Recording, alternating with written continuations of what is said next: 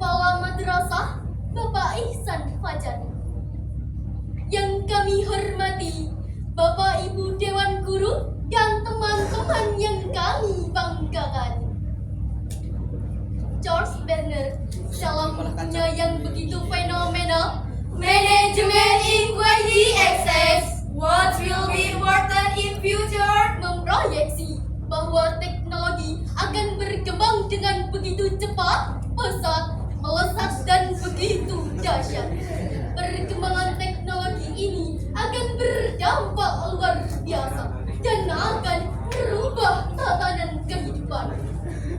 Buku yang ditulis pada tahun 2004 ini memprediksi begitu banyak perubahan yang akan terjadi sebagai dampak dari perkembangan teknologi, mulai dari perubahan cuaca dan musim yang bisa kita ganti sesuka hati. Pembangunan kompleks perumahan di pulau, manusia robot banyak diciptakan. Bahkan pada tahun 2091 akan diprediksi perkembangan teknologi akan digunakan dalam praktik ibadah keagamaan. Sungguh begitu dahsyat perubahan yang akan kita rasakan.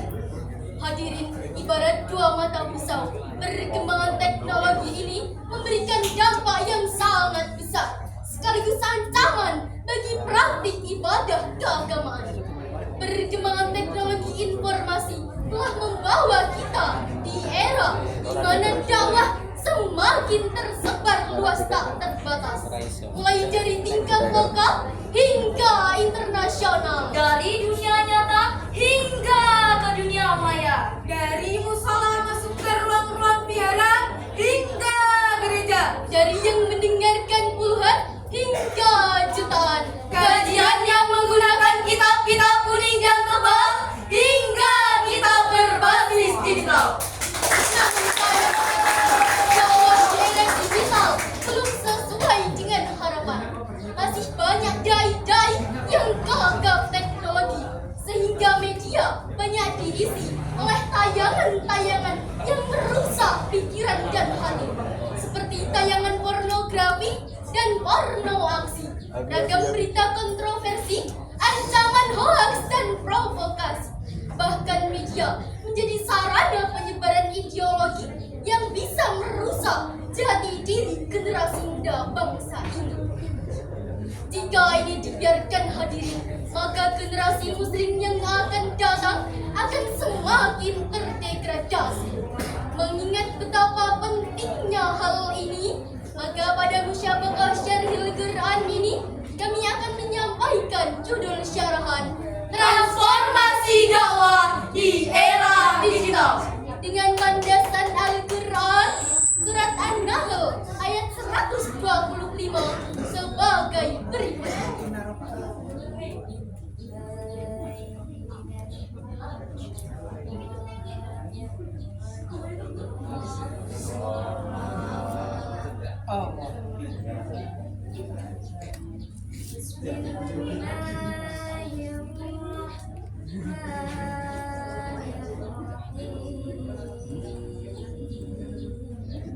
Allah.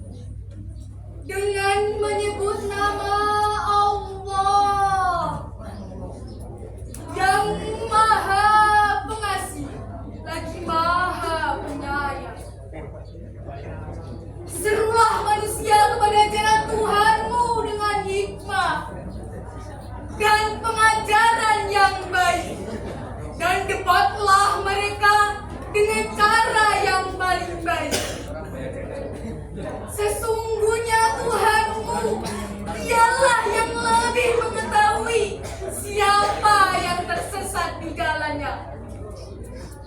Dan dialah yang lebih mengetahui siapa yang akan mendapat petunjuk. Hadirin wal hadirat rahimakumullah. Dalam perspektif ilmu balaghah, ayat tersebut menggunakan gaya bahasa kalam insya dalam bentuk amr, yaitu sebuah ungkapan yang menunjukkan tuntutan dari atas kepada objek yang di bawahnya. Dari sini dapat kita simpulkan bahwa Allah menuntut kita untuk melakukan sebuah gerakan dakwah melalui pendekatan bil hikmati wal mau'izatil hasanah wajadilhum billati hiya ahsan.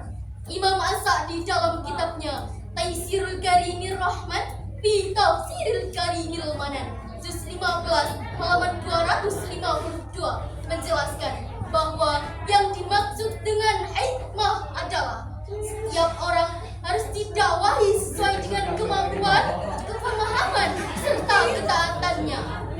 Pandangan ini menunjukkan bahwa dakwah harus bersifat dinamis, artinya menyesuaikan dengan kondisi dari objek dakwahnya. Demikian ilustrasi prinsip dakwah oleh Imam Al-Qahtani dalam kitabnya Al-Hikmatu fi Da'wati Ilallahi Ta'ala halaman 188. Dakwah dengan hikmah adalah dakwah yang didasari ilmu pengetahuan sebagai landasan.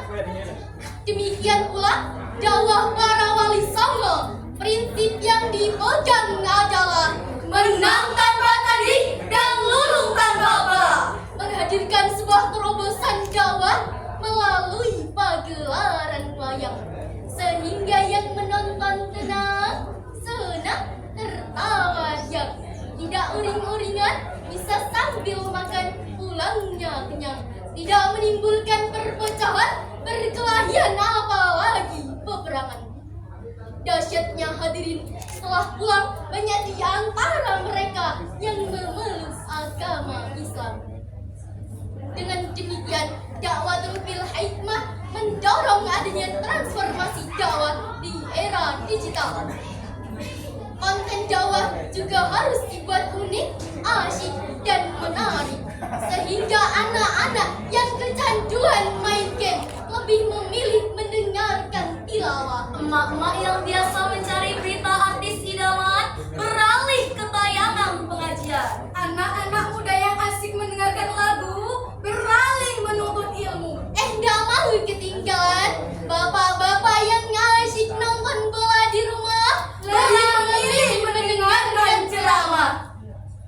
Maka dari itu, semangat dalam mengajak kebaikan dan mencegah kemungkaran harus tertanam dalam diri kita semua. Sebagaimana dalam firman-Nya Al-Quran surat Ali Imran ayat 110 sebagai berikut.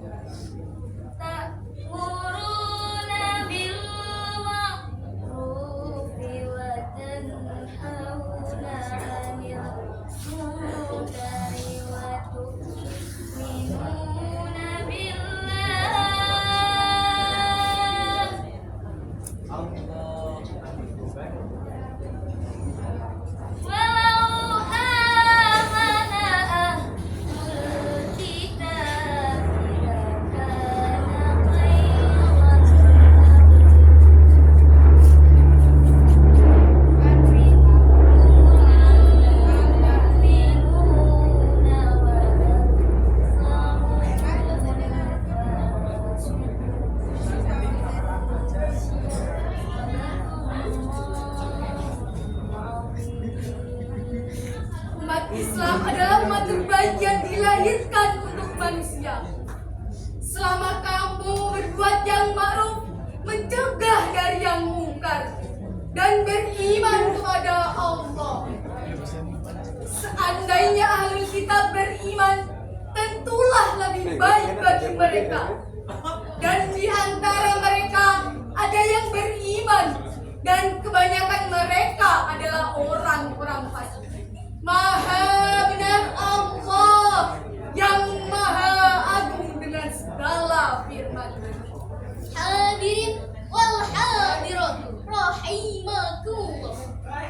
Menurut beberapa ulama tafsir seperti Imam Al-Qurtubi Al-Tabari dan Imam Al-Baghawi menyebutkan bahwa yang dimaksud dengan khairu ummah adalah kita sebagai umat Nabi Muhammad sallallahu alaihi wasallam. Kenapa dikatakan sebagai umat terbaik? Jawabannya adalah karena agama yang telah Allah pilih untuk kita dan dakwah kita. Oleh karena itu, konten dakwah juga harus dibuat unik, asyik, dan menarik. Dakwah di era digital adalah dakwah yang menginspirasi, bukan memprovokasi, apalagi memancing emosi, yang mengajak, bukan mengejek, yang menyebarkan kebaikan, bukan kebencian, menghadirkan rahmat, bukan laknat, yang merangkul, bukan memukul. Inilah mengapa alasannya ayat ini sangat tepat untuk dijadikan landasan etis metodis telah melakukan transformasi dakwah di era digital. Dari uraian yang tadi dapat kita simpulkan bahwa transformasi dakwah di era digital dilakukan pada dua bagian. Pertama, transformasi dakwah dari era tradisional ke era digital. Kedua, dari konten yang monoton menjadi konten yang asyik ditonton, dari narasi yang penuh benci menjadi narasi yang menginspirasi, dari debat yang menegangkan menjadi debat yang menyenangkan. Tetap bersama meski pandangan kita berbeda. Untuk menutup syarahan ini, izinkan kami menyampaikan syair lagu berikut ini. Kalam suci menyentuh abu berjuang, Maju serentak mencapai kemenangan untuk negara, bangsa, dan keadilan. Panggilan jihad hidupkan, panggilan di hati hidupkan. Allahu Akbar, Allahu Akbar, Allahu Akbar. Jalan-jalan ke Surabaya, tidak lupa mengajak Lana. Jangan bertatap muka lama-lama, takutnya nanti makin suka. Sekian dan demikian. Wassalamualaikum warahmatullahi wabarakatuh.